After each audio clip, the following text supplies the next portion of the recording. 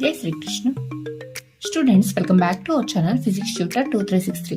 ఈరోజు మనం 10th class physical science లోని chapter 1 chemical reactions and equations ఈ చాప్టర్ లో ఉండే ఇన్ టెక్స్ట్ క్వశ్చన్స్ కి ఇప్పుడు ఆన్సర్స్ ఎక్స్ప్లెయిన్ చేయబోతున్నాను. మరి ఈ ఇన్ టెక్స్ట్ క్వశ్చన్స్ మీకు లెసన్ బాగా అవగాహన చేసుకోవడానికి కానీ అట్లాగే further competitive exams just like DSC prepare అవుతున్నారు కదా చాలా మంది. ఇప్పుడు డిఎస్సి ఆస్పిరెంట్స్ కూడా ఈ ఇన్ టెక్స్ట్ క్వశ్చన్స్ అనేవి చాలా యూస్ఫుల్ గా ఉంటాయి. లెసన్ కి సంబంధించిన వీడియోస్ ఆల్రెడీ మనం మన ఛానల్లో ఎక్స్ప్లెయిన్ చేయడం జరిగింది. అట్లాగే ఇప్పుడు ఇన్ టెక్స్ట్ క్వశ్చన్స్ ఇప్పుడు ఎక్స్ప్లెయిన్ చేయబోతున్నాను. ఈ వీడియో కూడా చాలా జాగ్రత్తగా చక్కగా అర్థం చేసుకోండి. Question number 1, why should a magnesium ribbon be cleaned before burning in air? Magnesium కి సంబంధించిన మన రియాక్షన్ తెలుసు. Magnesium burn in air. Magnesium గనక ఆక్సిజన్ సమక్షంలో బర్న్ అయితే 2mg plus O2 gives rise to 2MgO అనే మెగ్నీషియం ఆక్సైడ్ అనే ఒక యాష్ మనకి లభ్యమవుతుంది అనమాట. అయితే ఈ రియాక్షన్ అనేది ఒక కెమికల్ కాంబినేషన్ రియాక్షన్.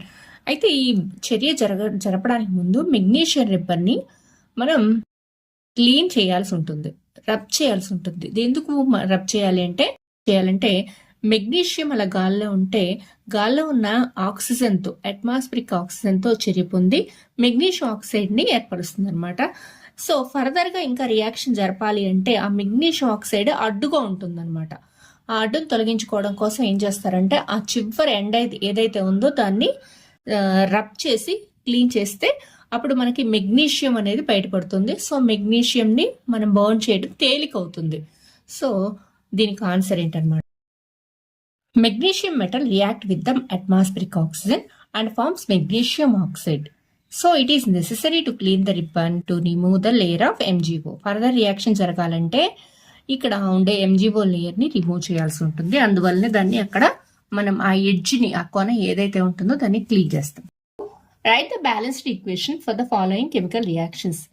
ఇక్కడ కొన్ని కెమికల్ రియాక్షన్స్ వర్డ్ ఈక్వేషన్స్ ఇచ్చి వాటికి బ్యాలెన్స్డ్ ఈక్వేషన్ రాయమంటున్నారు. ఫస్ట్ ఈక్వేషన్ ఏంటనమాట, first word equation hydrogen plus chlorine gives hydrogen chloride.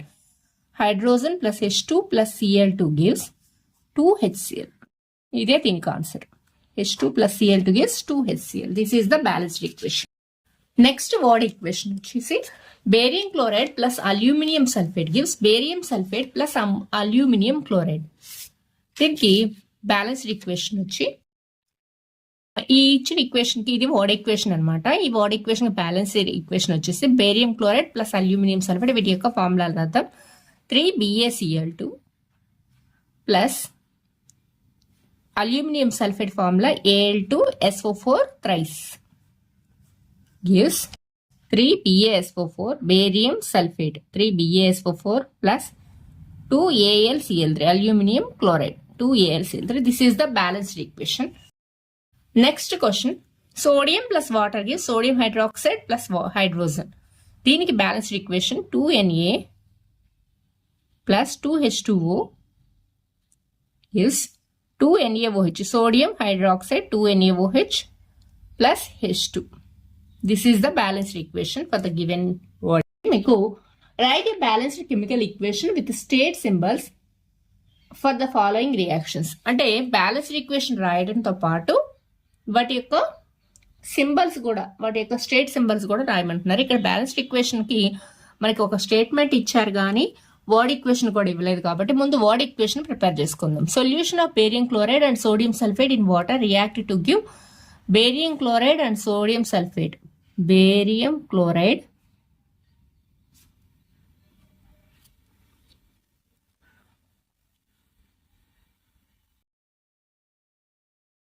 Plus sodium sulfate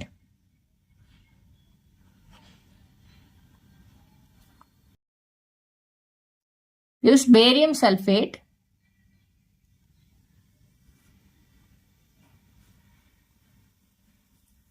plus sodium chloride.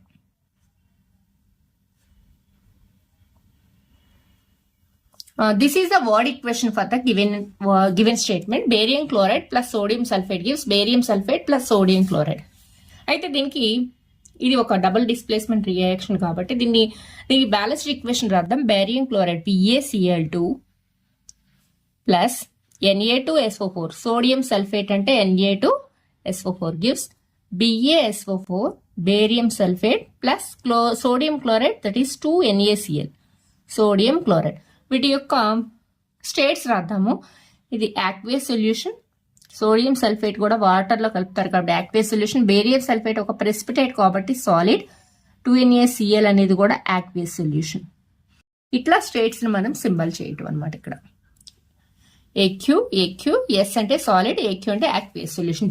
Second question వచ్చి sodium hydroxide reacts with hydrochloric acid solution to produce sodium chloride solution and water. ఇది కూడా ముందుగా మనం word equation రాద్దాం. Sodium hydroxide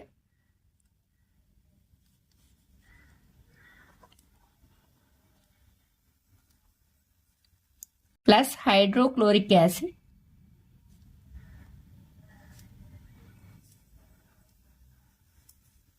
use sodium chloride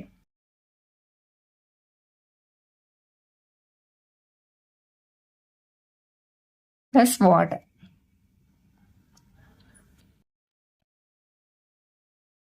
ఇది equation. Sodium hydroxide plus hydrochloric acid give sodium chloride plus water. ముందు word equation రాసుకున్న తర్వాత ఇప్పుడు దీని యొక్క బ్యాలెన్స్డ్ ఈక్వేషన్ రాద్దాము. NaOH plus HCl gives NaCl plus H2O. వీటి యొక్క స్టేట్మెంట్స్ ఇప్పుడు మనకి వీటి యొక్క స్టేట్స్ రాద్దాము. ఇది వచ్చేసరికి aqueous solution, sodium chloride also aqueous solution, water అనేది లిక్విడ్ స్టేట్ లో ఉంటుంది కాబట్టి L. ఇది వాటి యొక్క స్టేట్స్ రాసే విధానం. Next question, a solution of A substance X is used for white washing. White washing use చేసే సబ్స్టెన్స్ X ఏంటిది అని అడుగుతున్నారు. Name the substance X and right it's formula. White washing కి సున్నం వేయడానికి, మనకి గోడలకి సున్నం వేయడానికి వాడే పదార్థం ఏంటనమాట, కాల్షియం ఆక్సైడ్, పొడి సున్నం అంటాం. Calcium oxide. X అంటే ఏంటిదనమాట, కాల్షియం ఆక్సైడ్. దీనికి క్విక్ లైమ్ అని కూడా పేరు. క్విక్ లైమ్, కాల్షియం ఆక్సైడ్ నే క్విక్ లైమ్ అని కూడా అంటాం. దీని ఫార్ములా వచ్చి X యొక్క ఫార్ములా ఏంటనమాట, CaO, calcium oxide CaO.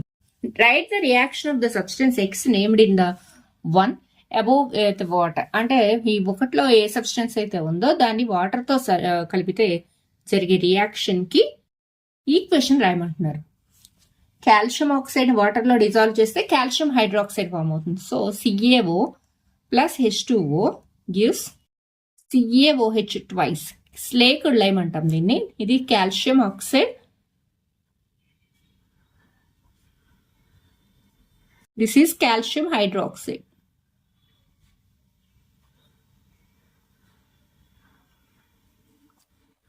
Calcium hydroxide. Why is the amount of gas collected in one of the test tubes in activity 1.7 double the amount collected in other? ఇక్కడ ఎలక్ట్రోలిసిస్ of water diagram మీకు కనిపిస్తుంది కదా.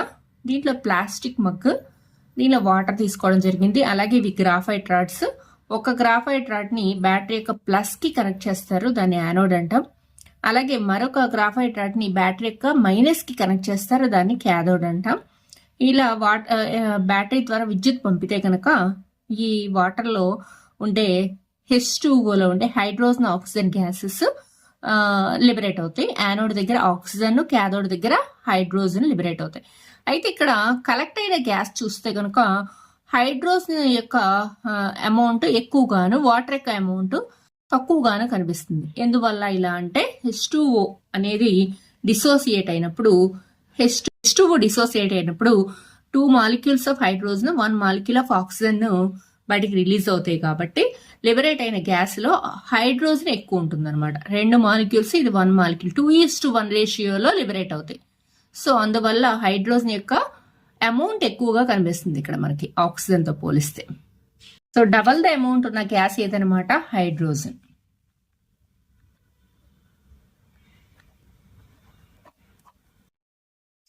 దీనికి equation గా రాస్తే 2H2O dissociate into 2H2 plus O2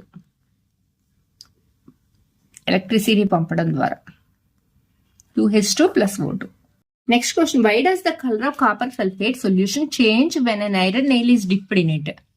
ఒక copper sulphate అనేది sky blue colour లో ఉంటుంది, ఆ సొల్యూషన్ కూడా స్కై బ్లూ కలర్ లో ఉంటుంది. సో దానిలో గనక ఒక ఐరన్ నెయిల్ లేదా ఐరన్ బ్లేడ్ ఏదైనా ఒక ఐరన్ ఆబ్జెక్ట్ వేస్తే గనక దాని యొక్క కలర్ మారిపోతుంది. దీనికి కారణం ఏంటి అని అడుగుతున్నారు.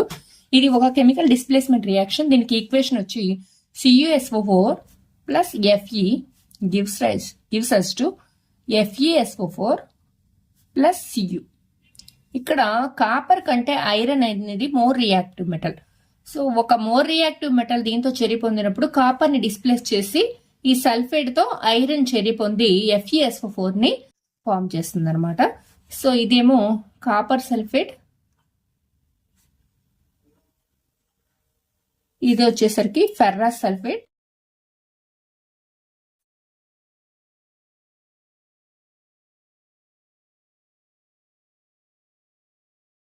కాపర్ సల్ఫేట్ మనకి బ్లూ కలర్ లో ఉంటుంది, ఐరన్ సల్ఫేట్ వచ్చేసరికి లైట్ గ్రీన్ కలర్ లో ఉంటుంది, ferrous sulphate.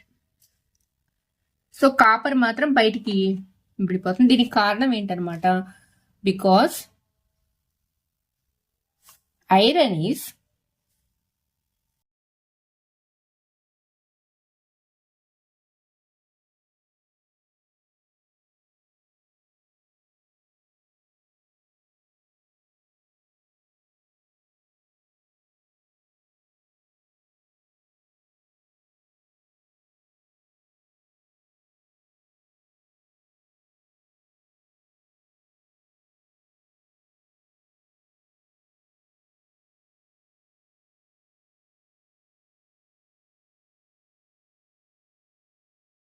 because iron is more reactive metal than copper, so it displaces copper from its compound. Next question, double displacement reaction. Double displacement reaction కి చాలా examples ఉన్నాయి. మనం ఎక్కువ fundamental గా చెప్పుకునే example BaCl2 plus Na2SO4 sodium sulphate తో చర్య పొందితే ఇట్ ఫార్మ్స్ BaSO4 అనే ఒక వైట్ ప్రెసిపిటేట్ ఫామ్ అవుతుంది. BaSO4 ప్లస్ 2NaCl ఇది ఒక reaction. NaOH 2NaOH plus H2SO4 is Na2SO4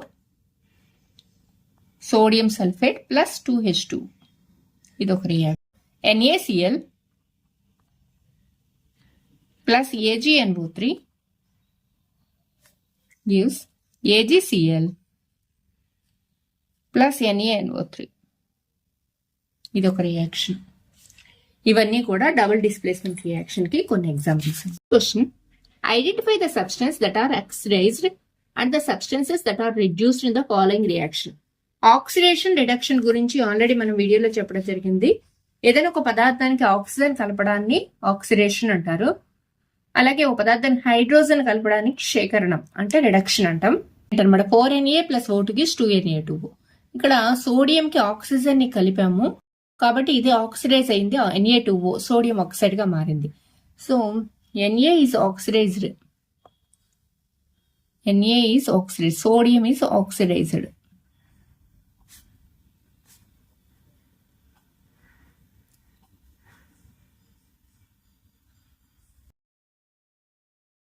ఇక్కడ ఆక్సిడైజ్ అయింది మాత్రం sodium. Equation CuO plus H2 gives Cu plus H2O.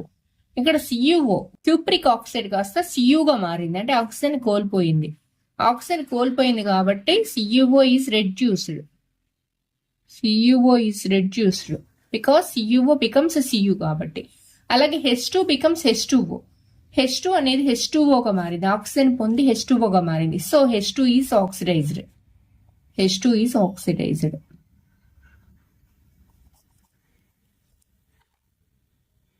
ఇలాంటి మరిన్ని వీడియోల కోసం మీకు కావాల్సిన కంటెంట్ ఏంటో కనుక నాకు కామెంట్ బాక్స్ లో చెప్తే డిఎస్సి ఆస్పిరెంట్స్ కూడా కావాల్సిన వీడియోలు నేను పంపడం జరుగుతుంది. Okay, thank you, all the best.